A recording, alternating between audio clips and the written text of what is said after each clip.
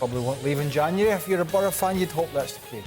So 6-1 on the night, 6-2 on aggregate, 6 goals scored by Chelsea at Stamford Bridge. As mentioned, Frank Leboeuf was watching it, and I'm not sure if he's happier for the result or as frustrated as what he saw from Middlesbrough tonight. But as for Chelsea, that was the response that was expected of them, Frank. Yes, Kay. First of all, I'm very sorry about your almighty team. But yeah, Chelsea did what they had to do, but they didn't have to force themselves in a way because, as the guy explained, Middlesbrough did the job for them. What is the biggest weakness of Chelsea nowadays? They can't create any chances. So why they appointed Mr. Michael Carrick to be the best coach ever for Chelsea Football Club? And I'm saying for Chelsea Football Club because he did everything to help the players out to score goals. He allowed these players to think that as a championship team, they could play from behind, from the back, and have no problem. That's exactly what Chelsea was looking for because they can't create chances. So Middlesbrough tries to play from the back instead of kicking very high and just wait, park the bus, and just wait for them to come and struggle. That it happened before the first goal. They couldn't score. They couldn't create anything except the Chilwell header. And yes, I think it was a penalty. But otherwise, it didn't create because Middlesbrough didn't give them anything. And I don't understand Michael Carrick. Really, he was an absolutely fantastic player.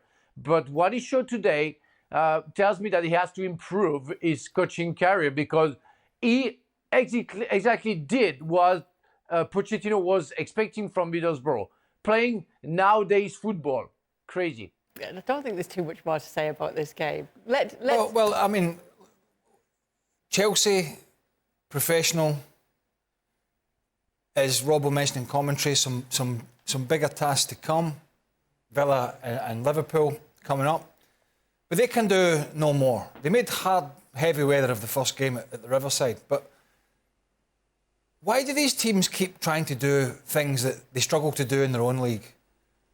And if there was only a blueprint for a team that did what Middlesbrough tried to do in the Championship and had success with it, Burley, won the Championship, playing football at the back, have come to the Premier League, tried to do the same thing, guess where they are? They're in the relegation zone because it is so much more difficult to try and do that against elite-level players. And even though Chelsea are struggling in the league, they still have very good players. And so you have to adjust your game. And even if you make a couple of mistakes, once you go 2-0 down, somebody has to say, right, let's not try and play out from the back. It's 2-1 in aggregate. 1 goal gets us back in. Let's squeeze up. Let's tuck the full-backs in. Let's play it long to our 2 strikers. Push the midfield up behind. This is not rocket science, by the way. Try and win some second balls in Chelsea's half and let's play from there. No. Let's continue to try and do the things that have been killing us. And that's what made this tie almost unwatchable in the end. And that's what we feared when this tie came out. The 2 legs that... And we can be thankful that we even got to a second leg and we had some to go. What if Middlesbrough sit deep? But this was my fear from a neutral perspective that it was going to be a mess, and tonight was a mess. And to that point, and to Frank's, if you're Michael Carrick and Middlesbrough and you see the first leg, you see how Chelsea create all of their opportunities. You see where your opportunity comes from. How do you explain today's setup? Yes, listen, I understand you have injuries and you have to shuffle the pack, and so you decide to go to a back 4. But why you decide to play a high line, no pressure on the ball, why you continue to try to pass the ball out to the back is beyond me. So it's a whole lot more than just making in-game adjustments because the wheels came off in the second leg. You saw the wheels wobbling in the first. And not only do you not address it, you double down on it. And for me, so Middlesbrough got exactly what they deserved. With that in mind, Chelsea couldn't have had an easier day. I don't think semi-finals come any easier than the 90 minutes we just witnessed. Chelsea move on. There's still a test to come, rest assured.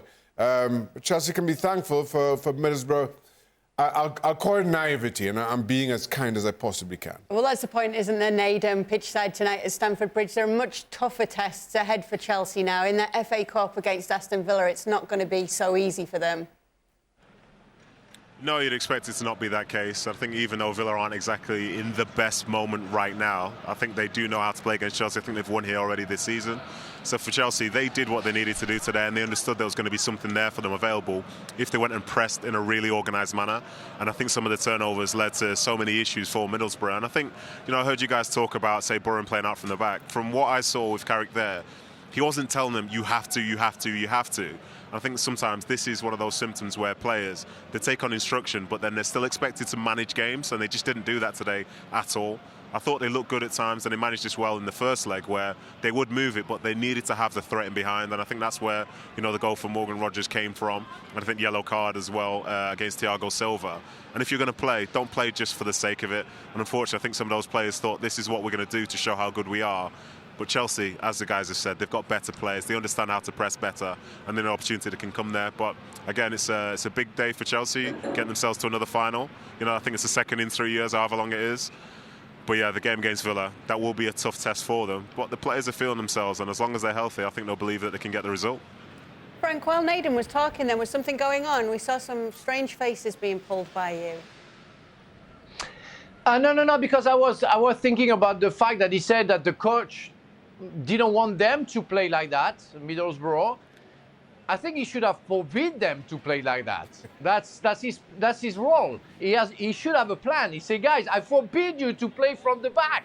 You're gonna be smashed back. I think we all agree. We are 4 pundits, 4 former players. We all agree that it was the worst to do. And that's why I don't understand. I was teasing a little bit Michael Carrick, because it was obvious during the first tie that Chelsea couldn't create anything unless you give them the opportunity to do so. And so if he's not saying, oh, you shouldn't do too much of that, he should have said, I forbid you to do that. Kick a long ball, play higher, you know, give pressure. That's exactly what you have to do, and what you have a chance to be successful about. All right, Chelsea won this, though. Yeah, I think, look, the probability is Chelsea would have won this game anyway.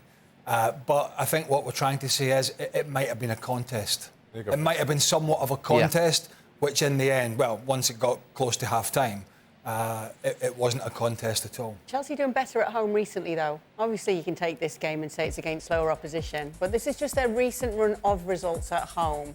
Which, well, but I look, I'm not by their own standards, I'm not being funny, right? Let's just take the last 5 or 6, right? Sheffield United, relegation, cannon fodder. Newcastle, the Trippier mistake at the end, dug them out, they won on penalties. Crystal Palace, heading towards the relegation zone, talking about Roy Hodgson's job. And then you got Preston North End in the Championship, Fulham, West London derby, decent side, and Borough. So it's a bit like, in some sense, when Manchester United were having this patch, and I don't know how I've got Man United into this segment again, but I have, because they're two of the clubs that are spending a lot and are struggling. But when Man United had this period and Ten Hag's got a lot of stick, and people were saying, yeah, but look at these results, we've got 5 wins in a row or 4 wins in a draw or whatever it is. But when you peeled it back and looked at who they'd been playing, the opposition was weak and they'd struggled. And that opposition there recently is pretty weak, but you can only beat what's in front of you. There's a big acid test coming up. FA Cup on Friday, which we have live against Villa, and then Liverpool. And that's where you're going to learn. You're not going to learn about your players walloping Borough by 6 goals at home when they're making mistakes. You're just not. You're not really going to learn a lot there. All you're going to do is get people sharpness and fitness like Chilwell, get them back into the side, get them a run of games because they've struggled in the full-back, wing-back positions. That's the kind of things you can take out from it. You can't really take much else from a side that basically lie down like Borough did. So there's some huge games to come. But this is a day that when Pochettino woke up, he went, please no, please, just please don't let this go wrong. Let's stay there, though, talking about Chilwell coming back and talking about their 11 today. Is this an 11 that he sticks with for these upcoming games? Well, I don't trust Modric at all. I think he's I think what he does a lot of times, it's a head scratcher. He wants to do everything at 100 miles an hour, so I don't really trust that. Obviously, you know, Sterling and Cole Palmer are pretty much one of the first names on the team sheet. Chilwell, obviously. So, and then it's whether Conor Gallagher comes back in. He was on the bench today, or whether he sticks with what he's got. I would imagine he might stick with what he's got. So I don't know about you, Shaq. I'm okay with the goalkeeper, even if Sanchez is... I like this goalkeeper. And I'm not biased because he was coached by my old teammate and best man, Kevin Hitchcock, who said, by the way, this guy is going to be really good and he looks good. I think there's 7 or 8, maybe 7 you could hang your hat on and say that's who he's going to select. And there's 3 or 4 other positions, at least. Striker, one of the wide positions, maybe midfield, and then one of the full-back positions. So it's still not a guarantee. I think he sticks with this 11. And do you like Modric against even? Well, I think Modric at least gives you some pace. You know, the thing for me is you look at Chelsea and even when you swap personnel, you don't get much of a change. You don't get much of a change in terms of performance. You know, we could debate who should be the striker, whether it's Rowe or anybody else. They need to bring somebody in. And that, for me, is the travesty of who Chelsea are right now.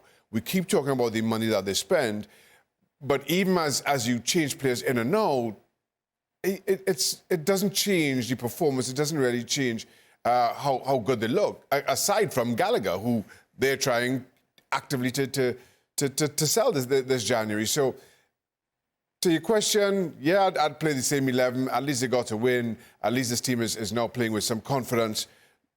Don't change that just yet. I think it's a very fragile confidence. It's a very fragile run, but stick with it because at least it's bringing some results. But you've spent all this money, right? And Breuer might go before the transfer window closes if they get the right money, possibly. And it's unlikely they bring somebody in and at that late notice, but they might. But they've got this team coming up called Liverpool, who are without Mo Salah for African Cup of Nations and now injury. But yet you look at the 4 players, call them 4 players that can rotate. Luis Diaz, Cody Gakpo, Darwin Núñez, Diego Jota, right? Not perfect, but pretty good. Then you look at Chelsea and you go, oh, spent that, but look, who are we going to play there? And who's going to get the goals there? And who's going to play up front? So there's the difference. Liverpool at least have 3 or 4 pretty good options, even if you say, oh, Núñez, you know, if he's not scoring goals, he's running the channels. If he's not running the channels, he's fighting with centre-halves. It's not just about goals with him. If you get goals from Núñez, it's a bonus. But when I look at Chelsea's options in that front 3 or 4, whatever you want to call it, it's nowhere near as good as what Liverpool have. It's almost a little bit, you know, to the point I'm making, comical that Modric, all you can say is, yeah, he runs really fast. You know, that's kind of Chelsea's options right now, and you're scratching your head to identify what players bring. Is it enough for what's ahead, Nedum? I think, you know, if we're going to compare them to Liverpool's front line, obviously with Salah to come back in as well, then I think most sides up and down the league would struggle with that level of sort of goal scoring and contribution. But I think for the way that they played, I've got to say, Modric today, he was getting a lot of grief from his manager and a lot of grief as well from Enzo Fernandez on the field. He was kept barking instructions at him because every time someone's moving one way, he was supposed to be going the other, and he was doing the exact opposite. And there were so many little transitions where he'd get the ball and just turn it over with like a little stupid decision. And you can see the manager was losing more and more faith in him. And I don't know if that was affecting his confidence or whatever, but for me, I don't think he doesn't seem too viable for the next games if the way that they were reacting to him today is how they think about him for the whole season. So Madueke is probably going to come back in. And yes, they don't have the sort of star power that Liverpool have up top, but they still have an ability to score. We're seeing Cole Palmer have, you know, the best season of his career so far. And you know that he can bring other people into the game. And going up against Liverpool, you will be outgunned, but it's not to say that you can't get something from that game. And even against Villa, anything is possible. I think Pochettino will probably try and find a side against Liverpool who might be better in transition. You know, hit Liverpool on the break when maybe they overcommit to a certain extent. But for this Villa game, I think it's going to be a good football and affair. How can they sort of manage the way that Villa like to control that centre of the field with, say, their 4 players in there? But again, Chelsea, they're a tough team to follow just because sometimes, you know, they can get a result, but it never looks the way that we want. But it's still a result nonetheless. And I wouldn't be surprised if they won against Villa and then maybe got something against Liverpool, because that first game of the season they had here against Liverpool was a really good game of football, and most of those faces are still playing for these two clubs. Frank, you get the final say on Chelsea. Well, you know, they're fantastic. Best club ever. While I'm here in the stadium, it's best place ever. Never been anywhere better than Stamford Bridge. Go on, Frank. What have you got to say? Well, you know, I think I agree with Craig. I think Modric should go, and but I will be more keen to go into being stronger on the midfield zone. Well, it's why I will put Gallagher instead of Madueke, and maybe play, you know, try to be strong defensively and play on a transition and counter-attack with Palmer, Sterling, and maybe to finish, hopefully, Broja. So, but that's the only option that you have. You know, Madueke is a good player, but very playing with his instinct instead of maybe thinking a little bit more about the game like Modric does. They are talented players with a future, with good skills, but right now they're, for me, far away from what we expect from them. So Gallagher will make the midfield zone stronger, the middle of the park stronger. So it's why I would go with that option. But that's going to be a different game against the Villains for sure. Modric's just, he makes too many bad decisions to be in this Chelsea side at this moment in time, whether it's without the ball or with the ball. His decision making is poor. And as for the makeup of the midfield, that's going to be key for this game, because Villa are really strong in there. Douglas Luiz, Boubacar Kamara, John McGinn, or whoever plays, they're very, very strong in the middle of the park. It's going to be a big test for Caicedo and Enzo Fernandez if they're the two guys that play. But Modric, he's going to have to sharpen up. He's unreliable at the moment. OK, big test ahead. We're going to let Nedum go now. Go and get warm, Nedum. Go and enjoy the delights of London. I'm sure you know them all. Oh, yes. Oh, yes.